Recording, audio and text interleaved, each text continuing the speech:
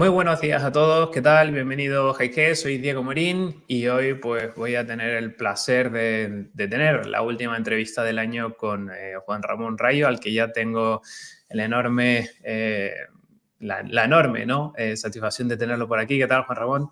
¿Qué tal? ¿Cómo estamos? Pues muchas gracias, como siempre, por la invitación. Nada, para nosotros, como siempre, es un placer tenerte por aquí y bueno, vamos a aprovechar esta última, ¿no?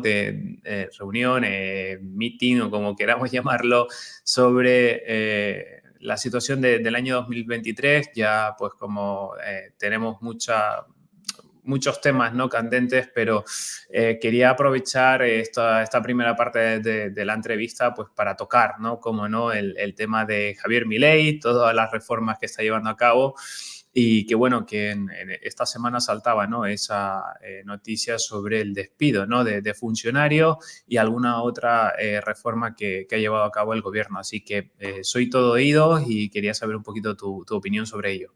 Bueno, yo creo que el tema de Argentina, aunque desde España nos quede un poco lejos, más allá de que tengamos lazos culturales e históricos, creo que es un tema muy importante en el sentido de que es un país que lleva varias décadas desolado por políticas económicas muy desnortadas, muy estatistas, muy contrarias a la libertad de mercado y ahora, pues, de alguna manera tenemos una especie de experimento en el que si le dejan, porque eso también está por ver, pero en el que se va a abrir o se está abriendo la economía, se está manteniendo una cierta ortodoxia de gasto y de ingresos para ver si es posible levantar ese paciente que estaba casi moribundo. Entonces, creo que es interesante seguirlo porque además muchas de las políticas que se están implantando allí, en la medida en que tengan éxito, pueden permear a otros países. Entonces, efectivamente, como mencionas, Javier Milei ha rescindido los contratos laborales de 7.000 empleados públicos.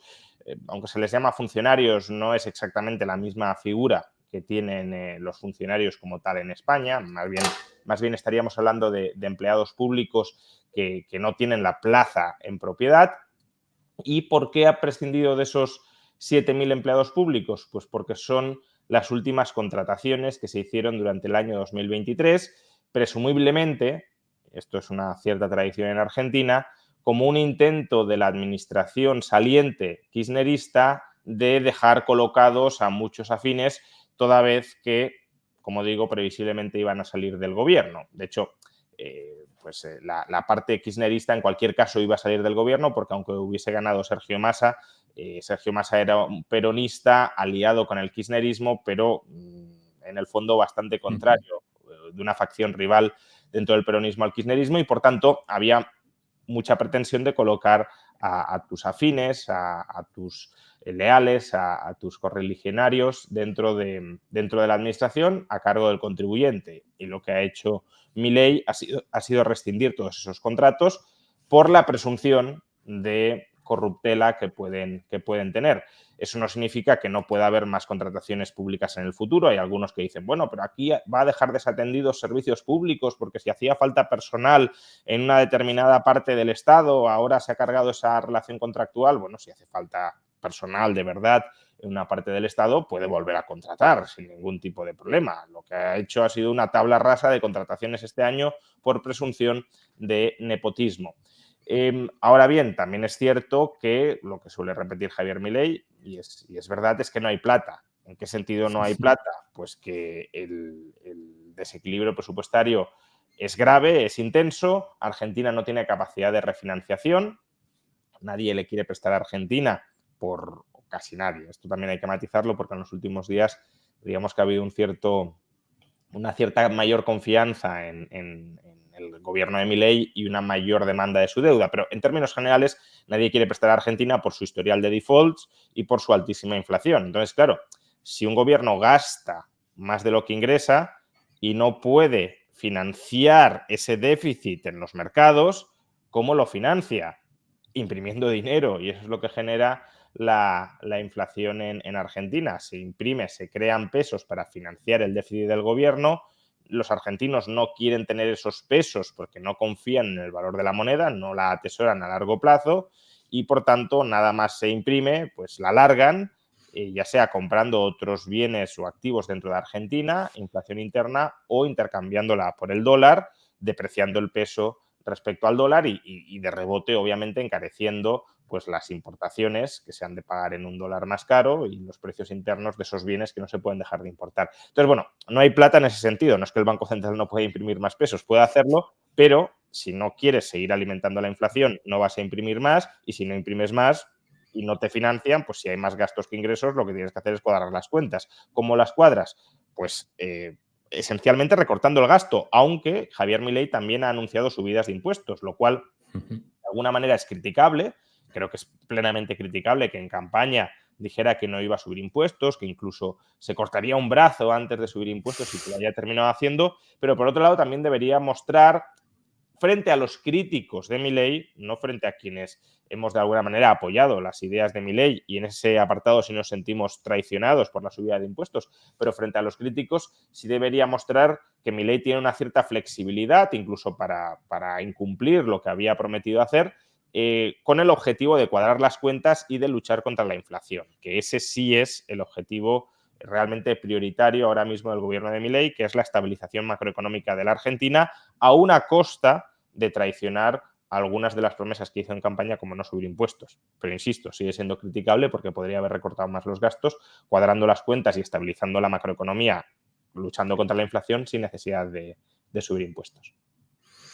Perfecto, pues bueno, ya dejando un poquito el tema de Milei, que seguramente seguirá dando que hablar el próximo año 2024, quería aprovechar esta última parte de nuestra entrevista focalizando un poquito hacia el próximo año, ¿no? Que nos queda ya muy poquito para adentrarnos en él. Mucho se habla, Juan Ramón, de bueno, recesión suave, dura, bancos recortando tipos, rotación fuerte hacia sectores pues, más defensivos, activos refugios como oro o plata. Pero bueno, más allá de eso, quería saber un poquito tu visión hacia dónde nos dirigimos el próximo año 2024.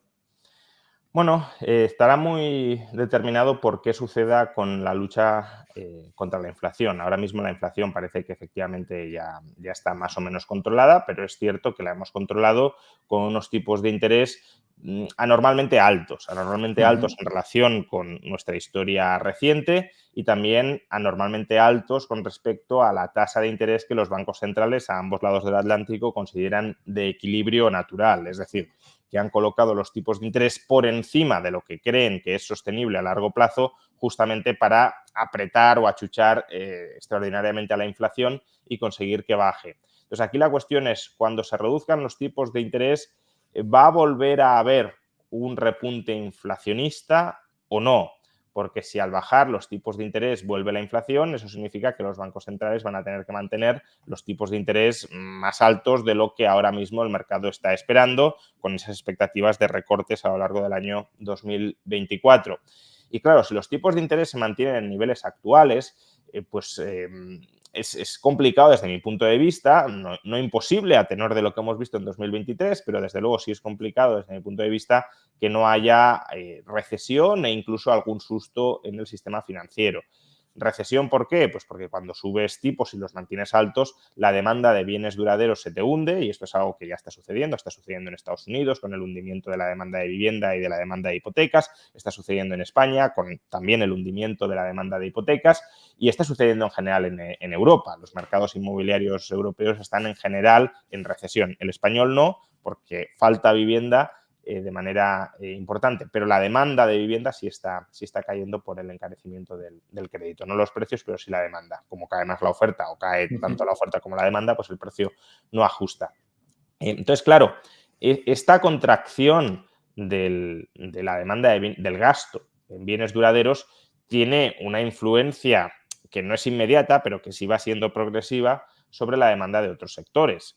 Si no se construyen viviendas, hay menos empleo en la construcción, y eso reduce el gasto de esos trabajadores hacia otros sectores. Claro que si tú consigues reducir la inversión en construcción, porque se demandan menos vivienda, y aumentar la oferta, la inversión en otros sectores, por ejemplo, bienes de consumo no duradero, pues eso te puede estabilizar la economía, que es en gran medida lo que hemos visto en 2023, que ha habido una transición de unos sectores a otros. Pero esa transición nunca es perfecta, nunca es totalmente fluida, porque los factores productivos de un lado, de un sector y de otro no son perfectamente intercambiables, y en algún momento empezamos a tener pues, problemas de transferencia de factores entre sectores y, por tanto, interrupción del flujo inversor, y cuando se interrumpe el flujo inversor, como ya hemos dicho, es cuando se empiezan a contraer los ingresos de otros sectores y por tanto, cuando entras más apropiadamente en recesión. Entonces, ese escenario yo creo que no es totalmente descartable, ni mucho menos en el año 2024, si se mantienen los tipos de interés altos, y se mantendrán altos en la medida en que la inflación no muestre signos de mantenerse alrededor del 2%, aun cuando bajes tipos y reestimules, por tanto, la demanda de crédito y la demanda de bienes de consumo duraderos. Y además, como decía, pues claro, estos tipos de interés pueden terminar generando sustos en el sistema financiero, que no creo que sea el escenario base, pero ya lo vimos en este año, en marzo, abril y mayo de este año, cuando los altos tipos de interés pues, colocaron a parte de la banca estadounidense y también a una parte importante, UBS, de la banca, Credit Suisse y posterior compra de UBS, Credit Suisse en una situación muy delicada, precisamente por ese riesgo de interés derivado de la subida de tipos, ¿no? Entonces, claro, si los tipos se mantienen altos, esas tensiones en el mercado financiero se van a mantener muy vivas, y puede estallar ese hundimiento del valor de los activos que genera la subida de tipos. Puede estallar ese problema de liquidez en cualquier parte, y eso sí puede tener, o sí tendría, en caso de darse, efectos más devastadores sobre la economía. Volviendo a la cuestión de si recesión blanda o dura, yo creo que no hay que temer una recesión dura, salvo que haya una crisis financiera, y la crisis financiera pues solo se dará en caso de que los tipos de interés se mantengan a estos niveles durante mucho tiempo, y eso solo sucederá si los bancos centrales consideran que no han derrotado a la inflación y que, por tanto, tienen que mantener los tipos de interés en estos niveles durante mucho tiempo. Pero creo que ese no es ahora mismo el escenario base, ni el mío, ni el que, desde luego, manejan los mercados. Pero, bueno, cualquier cambio que no seamos capaces de prever, y puede haberlos muchos, pues puede, desde luego, desbaratar esa proyección. Perfecto, sí. Iremos viendo qué nos deja, ¿no? el 2024, porque bueno, la verdad que esperábamos con ese revuelo en 2023 mucho más, Claro. pero bueno, vemos las bolsas prácticamente en máximos, y de momento pues habrá que ir viendo. Claro, ¿por qué las bolsas en máximos? Pues porque se descontaba una recesión que no ha llegado, y por tanto, si no ha llegado, eso ha sido una sorpresa positiva, y luego ya empiezan a descontar bajadas de tipos. Claro. Ahora no se descuenta recesión y se descuentan bajadas de tipos. Claro, si en 2024 tuviéramos recesión y no bajada de tipos, pues tendríamos un hundimiento bursátil, obviamente. Sí. Claro, parece que si todo sale bien, si la inflación se controla, pues irán bajando los tipos, y eso reducirá la probabilidad de recesión, pero ahí la clave, efectivamente, es que la inflación no vuelva a subir cuando bajen tipos y reanimen el gasto a crédito. Genial. Pues nada, Juan Ramón, desde IG y en mi nombre te deseamos un feliz año 2024. Que nada, que se cumplan, como siempre se dice, ¿no? Todos los deseos, y nos veremos por aquí con más contenido el próximo año. Pues eso, feliz año a pesar de los gobiernos y de los bancos centrales. Un enorme abrazo, cuídate mucho. Un abrazo.